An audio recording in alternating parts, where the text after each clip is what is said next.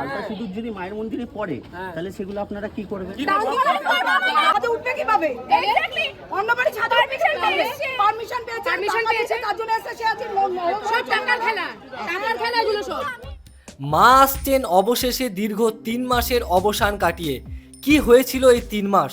শোনা যায় মন্দিরের আড়ালে চলতো দুর্নীতি, নাকি এসব মিথ্যা অভিযোগ? সেই সব প্রশ্নের উত্তর আমরা শুনে নেব ভক্তদের মুখে থেকে।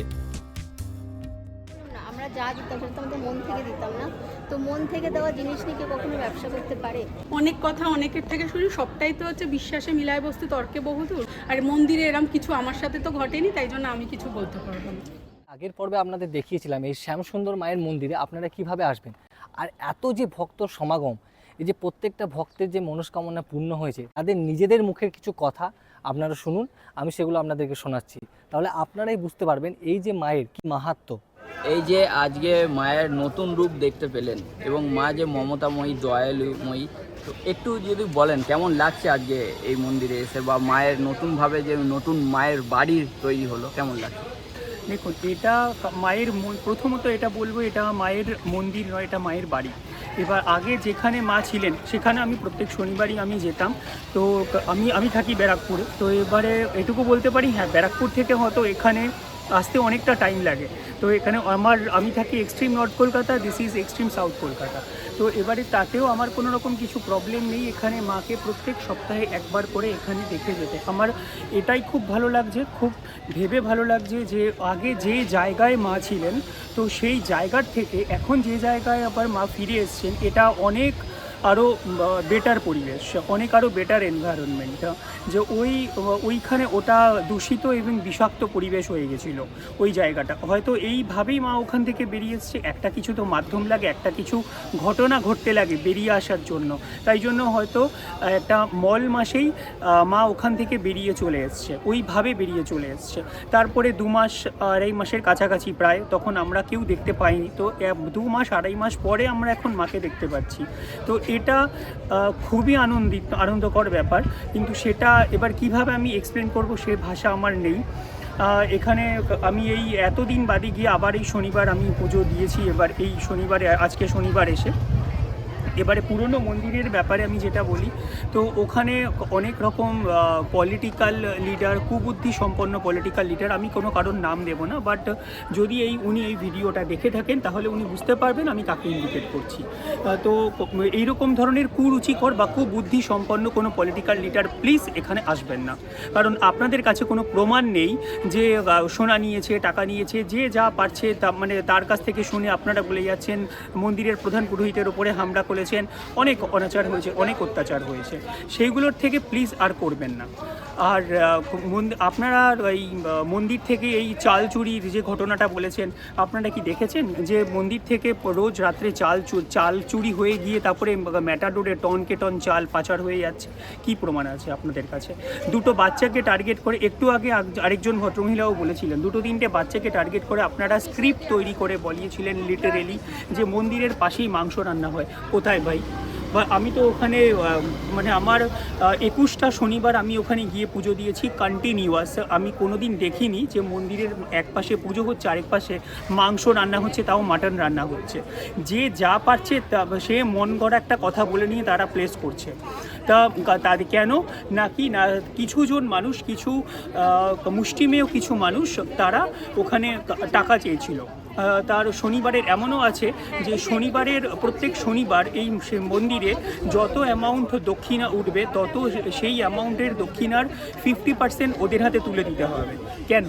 বা প্লাস ভোগ মানুষের এখানে যখন মানুষ আসে চাল কলা দিয়ে মাকে যে ভোগ নিবেদন করছে, সেই চাল দিয়েই কিন্তু বা চাল সবজি দিয়েই কিন্তু এখানে ভোগ রান্না হচ্ছে। সেই ভোগ বিনা পয়সায় ফ্রি অফ কস্টে পেট ভরে মানুষকে এখানে লাইন দিয়ে তাদের হাতে তুলে দেওয়া হচ্ছে। তার জন্য কিন্তু কোনো টাকা বা কুপন নেওয়া হচ্ছে না বা টোকেন নেওয়া হচ্ছে না। কিন্তু ওইখানের লোকজন কিছু তারা বলেছিল যে কিছু টোকেন সিস্টেম করতে, তারা ওইখান থেকে কিছু যাতে তারা পয়সা ইনকাম করতে পারে।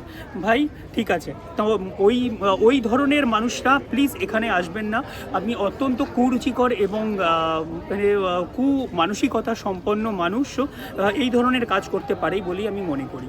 তো এইখানে এই মন্দিরে এসে এখন এখন আমার এতটাই ভালো লাগছে যে আশা করি এইখানকার যে পরিবেশ বা এইখানকার যে মানুষজন আছে তারা এই অরাজকতাটা হতে দেবে না। ঠিক আছে, নমস্কার, আপনার জয় মা নামটা শ্যাম বলুন সুন্দরী। আরেকবার। সুদীপ্ত পোদ্দার ফ্রম বেড়া। যেহেতু আমি অনেক ভিডিওতে দেখেছি, অনেক ভিডিওতে এখানে অনেক কিছু হতো, পুরোহিতরা এরকম, পুরোহিতরা সেরকম, অনেক কথা শুনেছি। আমি শুধু একটাই কথা বলবো, দুটো বাচ্চা ছেলেকে উইদাউট এনি রিজন টার্গেট করবেন না। আপনাদের যদি ক্ষমতা থাকে তাহলে ওপর থেকে নেমে এসে দেখুন এখানে কি হয়। উইদাউট এনি প্রুফ, উইদাউট কিছু দুটো বাচ্চা ছেলেকে দাঁড়িয়ে টার্গেট করবেন না। আপনাদের যদি ক্ষমতা না থাকে বড় বড় জায়গায় লড়ুন না। ছোট ছেলেকে টার্গেট করে কি পাচ্ছেন? বড় প্রমাণ করছেন নিজেদের। ওদের যা ক্ষমতা, মা ওর জন্য ওদেরকে চুজ করেছে, মায়ের জন্য, আপনাদেরকে চুজ করেনি। আপনারা পারবেন না, মুখের যোগ্য না আপনারা, এই কাজগুলো করবেন না। জয় মা শ্যাম সুন্দরী। নমস্কার, আমরা রেগুলার মা শ্যামা সুন্দরী মন্দিরে আসতাম। আমরা মানিকতলায় যেখানে মন্দির ছিল সেখানে আমরা গেছি, প্রতিবার ভিজিট করেছি। দাদার আমরা প্রচণ্ড আনন্দিত যে এখানে আমরা আবার ওনাকে দেখতে পাচ্ছি। মানে এতদিন পর মায়ের মুখটা দেখে একদম প্রাণ ভরে গেল। আমাদের সাথে কোনোদিনও কখনো কেউ কিচ্ছু এরকম জোড়াজুড়ি তো দূরের কথা, মানে কখনো বলেইনি কিছু। আমরা শুনে খুব ব্যাপারটা খুব সারপ্রাইজ যে এরকম কি করে হতে পারে, মানে এবং মানে আমরা এত বছর, আমরা বোধহয় লাস্ট 1 বছর ধরে ওখানে যাচ্ছি, তো আমরা কোনোদিনও এরকম কোনো ইনস্ট্যান্স কোনোদিনও আমাদেরও চোখে পড়েনি, বা কোনোদিনও বা এত ভক্তদের সাথে আমাদের ওখানে আলাপ হয়েছে বা কিছু হয়েছে, আমরা কোনোদিনও এরকম কিছু শুনিনি কোনোদিন। ইভেন আমরা এভরি স্যাটারডে যেতাম, তারপরে স্যাটারডে ছাড়া অন্য দিনও আমরা গেছি মাকে দর্শন করা। মানে আমাদের কাছে, আমার বাড়িতেও আমি আলাদা করে মায়ের ছবি নিয়ে গিয়ে তাকে স্থাপন করেছি, রেগুলার পুজো করি। আমার আলাদাভাবে ঠাকুর টানে, আমি অন্যরকম স্বপ্ন যেরকম ওরা বলে সত্যি সত্যি এগুলো হয় বলে সেই ফিলিংয়ে এতটা দূর। আমি নর্থে থাকি, সেখান থেকে আমি সাউথে এসেছি এবং আমি আসবো। আচ্ছা, যে ঘটনাগুলো ঘটে যদি একটু এক দুটো বলেন আমাদেরকে। ঘটনাগুলো ঘটা মানে সত্যি কথা বলতে মানে কিছু কিছু সারপ্রাইজিং ব্যাপার আমার জীবনে ঘটেছে। তার মধ্যে একটা হচ্ছে যে মানে আমি স্বপ্নে হঠাৎ করে দেখলাম, মানে আমি মায়ের পাশে যে বলরাম, মানে অদ্ভুতভাবে ঘটনা যে আমি জগন্নাথ বলরামকে আমি স্বপ্নে ওখানে দেখেছি। তারপরে মায়ের কাছে এখানে এলাম, এসে দেখলাম সেম মূর্তি যেটা আমি স্বপ্নে দেখেছি, এবং সামহাউ মানে একটা কানেকশন একটা কাজ করে, ঠিক আছে। মানে এটা আমার সাথে ফিল হয়েছে, এবং ফিলিংস এগুলো মানে কাউকে বোঝানো বা গল্প স্টোরি দেওয়ার মতো কিছু না। অনেক কথা অনেকের থেকে শুনি, সবটাই তো হচ্ছে বিশ্বাসে মিলায় বস্তু তর্কে বহুদূর। ভগবান আছে, কিন্তু মা শ্যামা সুন্দরী ওই যে করুণ মুখটা, ওটা যে কীভাবে টানে, এই যে ছিলেন না এতদিন, মানে কি ডিপ্রেশনে ছিলাম, রোজ খুঁজতাম রিলসে যে কোথায় মা, কেন পাবো না কি মাকে, আর রোজ রোজ কাঁদতাম। তাই জন্য বোধহয় প্রথম দিন আজকেও আমি পেলাম টাইম আসতে। এবং সবচেয়ে অদ্ভুত আমার জীবনে যে 1 জানুয়ারি যেদিন এই ঘটনাটা ঘটেছে, সেদিন সকালবেলা আমি নিজে মায়ের কাছে গিয়ে পুজো দিয়েছি। আমরা 3 জনে পুজো দিয়ে ওখান থেকে বেরিয়েছি, তারপর এই ঘটনাটা ঘটেছে আমাদের সাথে। আর আজও আমি এখানে আসতে পেরেছি, তার জন্য মায়ের কাছে শতকোটি প্রণাম। আর আমি ফিল করি, আমি জানি উনি আছেন, আর আমরা ভক্তরা সব আশীর্বাদ পাবো। আর মন্দিরে এরম কিছু আমার সাথে তো ঘটেনি, তাই জন্য আমি কিছু বলতে পারবো না। আপনার নামটা বলুন। রুমা ব্যানার্জি। দাদা আপনার? আমার নাম সুদীপ্ত। অসংখ্য আচ্ছা, এই মুহূর্তে আমি আরেকজন ভক্তকে আমরা পেয়ে গেছি, এনারা এসেছেন প্রয়াগরাজ থেকে। তো আচ্ছা भैया, आपका नाम बोलिए। आशीष साहू। आशीष साहू। मैडम आपका नाम? प्रियंका साहू। प्रियंका साहू। अच्छा, आप लोग सुन रहे हैं कि आप प्रयागराज से आए हैं, तो यहाँ पे क्या फर्स्ट टाइम आ रहे हैं आप लोग? जी यहाँ मैं फर्स्ट टाइम आ रही हूँ। तो यूट्यूब के माध्यम से ही माता रानी का दर्शन हुआ, और फिर रोज़ उनको देखा करती थी फेसबुक पे। तो एक मेरे भी मन में लालसा हुई कि एक बार जाऊंगी अपनी प्रार्थना को लेकर और माता रानी का दर्शन ज़रूर करूंगी। और नहीं पता कैसे कि बस मैं यहाँ तक पहुँच आई। तो कैसा फील हो रहा है माँ को नया रूप से देखकर? वो जो मंदिर था वो तो जो ईयर का जो नया जो साल बंद हो गया था, तो सबने बोला था कि माँ का कहाँ चले गए, उसके बारे में दुख हो रहा था सबको, बुरा लग रहा था, कोई भी रो रहा था। तो यहाँ पे आके माँ को तो आपने देखा, तो कैसा लग रहा है, कैसा फील माँ को देखकर जो फीलिंग्स है वो थोड़ा शेयर करेंगे हमारे साथ?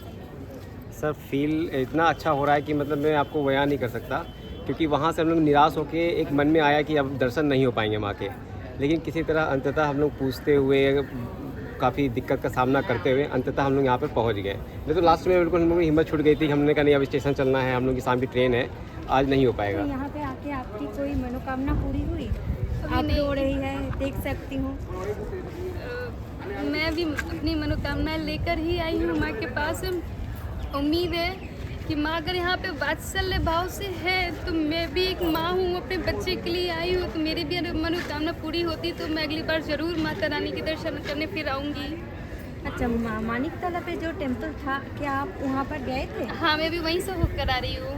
तो यही पहला दर्शन आपको यहाँ पे? हाँ, पहला दर्शन यहाँ पर हुआ। अच्छा, उधर से ही पता चला कि यहाँ पे मंदिर जो है कोई ठीक से बता नहीं रहा था, बस ये बोले थे कि मुकुंदपुर जाइए। मुकुंदपुर आके फिर पूछ रहे कहीं नहीं मिल रहा है, बस माँ से अर्जी लगाई कि माँ अब आप ही मुझे वहाँ तक पहुँचाइए। फिर पता नहीं कैसे फेसबुक पे थ्रू एक नंबर मिल गया, वहाँ कॉल किया, फिर माता रानी के मंदिर तक आ गई। इतने दूर से आके माँ की दर्शन करना कैसा लगा आपको? बहुत अच्छा लगा। उम्मीद है कि जिस मनोकामना से आई माँ पूरी करेंगी तो मैं फिर आऊँगी। तो कहाँ से आए हैं? प्रयागराज। यहाँ पे कहाँ पे आप रुकी हुई है? यहाँ पर रूबी होटल के पीछे मैं अमर प्रिया गेस्ट हाउस पे रुका हुआ हूँ। अच्छा, तो आप क्या कोलकाता की यहाँ पे माँ के दर्शन के लिए आए हैं और कुछ नहीं, अलग? बस कुछ नहीं, सिर्फ खाली माँ के दर्शन के लिए आए हैं? बस अच्छा, एक ही उद्देश्य से हम एक लोग ही आए। उद्देश्य से आए हैं। अच्छा, बहुत बहुत अच्छा लगा आप लोगों से बात करके। धन्यवाद सर, धन्यवाद। खुश रहिएगा, माने पूरा स्वस्थ रहिएगा। धन्यवाद। আমরা যা দিই আপনারা বলুন না, আমরা যা দিতাম সেটা তো আমাদের মন থেকে দিতাম না। তো মন থেকে দেওয়া জিনিস নিয়ে কেউ কখনো ব্যবসা করতে পারে? কেউ না। তো যদি আপনারা এখানে আসতে চান তাহলে অবশ্যই আমার একটা অনুরোধ, মনে কোনো রকম আশঙ্কা নিয়ে নয়, মনে ভালোবাসা আর ভক্তি নিয়ে আসুন। মা আপনাদের সবার অনেক অনেক অনেক ভালোবাসা দেবে, সবার মনোকামনা পূরণ করবে। আর আমার সাথে গোপাল এসছে, যদি এরকম কিছু হতো তাহলে কি গোপাল আসতো? তোমরা সবাই জানো গোপালের লীলা। তো গোপালও যখন মায়ের কাছে দেখা করতে এসছে, তো জয়মা শ্যামসুন্দরী মা যেন সবার মনে থাকে। আর আপনারা যে এটাই বলবো, নতুন বাড়ি হয়েছে মায়ের, এখানে অবশ্যই আসুন, সবার মনোকামনা পূরণ হবে। আগের পর্বটি আর এই পর্বটি আপনাদের কেমন লাগলো অবশ্যই কিন্তু কমেন্ট বক্সে লিখে জানাবেন। আর যারা এখনও আগের পর্বটি দেখেননি তারা আমার চ্যানেলে গিয়ে আগের পর্বটা দেখে নিন। ওখানে কিভাবে আসবেন, এই শ্যামাসুন্দর মায়ের যে মন্দির, এখানে কিভাবে আসবেন, তারপর পুজোর কী নিয়ম, মন্দির কবে কবে খোলা থাকে, তার সমস্ত তথ্য কিন্তু আমার ভিডিওতে দেওয়া আছে আমার চ্যানেলে। তো আপনারা দেখে নিন। আর ভালো লাগলে অবশ্যই লাইক, শেয়ার আর সাবস্ক্রাইব না করে কোথাও যাবেন না। চলুন, দেখা হচ্ছে নতুন কোনো ভিডিওতে। ততক্ষণে ভালো থাকবেন, সুস্থ থাকবেন, টাটা।